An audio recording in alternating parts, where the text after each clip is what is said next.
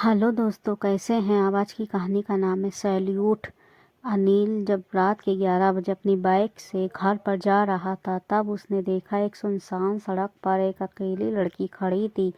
उसके चेहरे पर मास्क था, इस कारण सिर्फ उसकी आंखें ही दिखाई दे रही थी। उसके हाथ में एक बड़ा सा बैग था, ऐसे लग रहा था जैसे वो किसी बस या ऑटो का इंतज़ार कर रही। अनिल ने उसके करीब ले जाकर अपनी बाइक रोक दी। बाइक लड़की ने अजनबी को अपने करीब बाइक रोकते हुए देखा तो वो घबरा गई। अनिल बोला, बहन घबराओ मत, मैंने आपकी सहायता के लिए बाइक रोकी। ये लड़की बोली, लेकिन मुझे सहायता नहीं चाहिए, अभी कुछ देर ही मेरी बस आने वाली है। वो बोला, ठीक है, जब तक बस नहीं आ जाती मैं यहाँ पर खड़ा हूँ।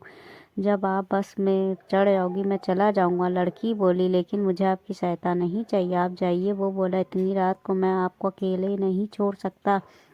मेरी दादी कहती हैं रात में अकेली लड़की को देखो तो उसकी तब तक रखवाली करना जब तक वो सुरक्षित ना हो जाए। लड़की बोली, आपकी दादी ठीक कहती, मगर मुझे आपकी सहायता नहीं चाहिए, आप प्लीज़ चले जाइए। अनिल बोला, देखिए, एक तो ये जगह ठीक नहीं, ऊपर से सुनसान, इसलिए मुझे यहाँ खड़े रहने दीजिए। इस चौराहे पर कई वारदातें हो चुकी हैं।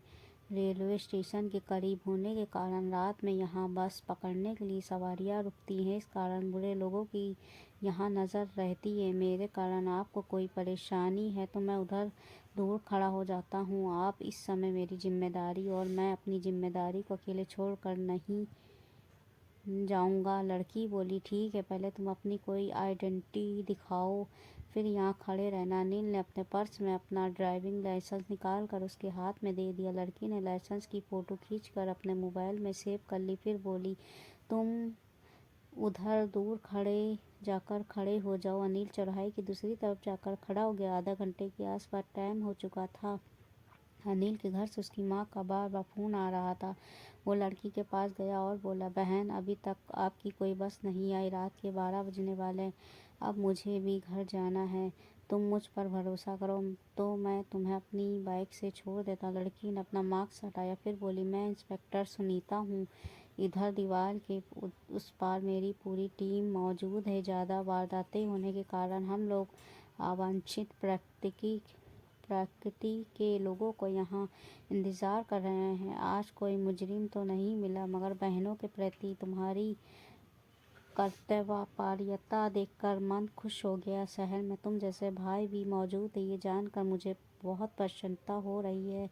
अगर शहर का हर भाई ऐसी जिम्मेदारी ले ले तो कोई बुरी घटना घटित नहीं होगी। अनिल आश्चर्य से इंस्पेक्टर सुनीता को देखते हुए बोला, दीदी आप मुझे पहले बता देती तो मैं जल्दी घर चला जाता, बहुत तेज़ भूख लगी और माँ भी मेरा इंतज़ार कर रही है। आपने मेरी रॉयल्टी चेक करने के चक्कर में इतना वक्त लगा दी। सुनीता बोली, इधर आ। वो उसके करीब गया तो वो उसके गाल पर एक हल्की सी चपट लगाते बोली, मेरा भाई भी तुम्हारी उम्र का है, वो भी बिल्कुल तुम्हारे जैसा है। मैं तुम्हारी रॉयल्टी चेक नहीं कर रही थी, तुम उधर बैठे थे, इस खुशी को अनुभव करना चाहती थी। बाकी तुमने आते ही बहन कहा, फिर अपनी आइडेंटिटी दिखाई, तभी मुझे तुम पर विश्वास हो गया था। पुलिस वाली हूँ, पहली नज़र में पहचान जाती हूँ बंदा कैसा है। अब घर जाओ और माँ डांटे तो कहना बहन ड्यूटी कर रही थी इसलिए उसके पास कुछ देर रुक गई। अनिल ने सुनीता को एक जोरदार सैल्यूट मारा, फिर बोला, दीदी आप बहुत अच्छा कर रही हो, थैंक यू। फिर वो अपनी बाइक पर सवार होकर घर के लिए चल पड़ा। सुनीता उसे तब तक देखती जब तक वो आंखों से ओझल नहीं हो गया।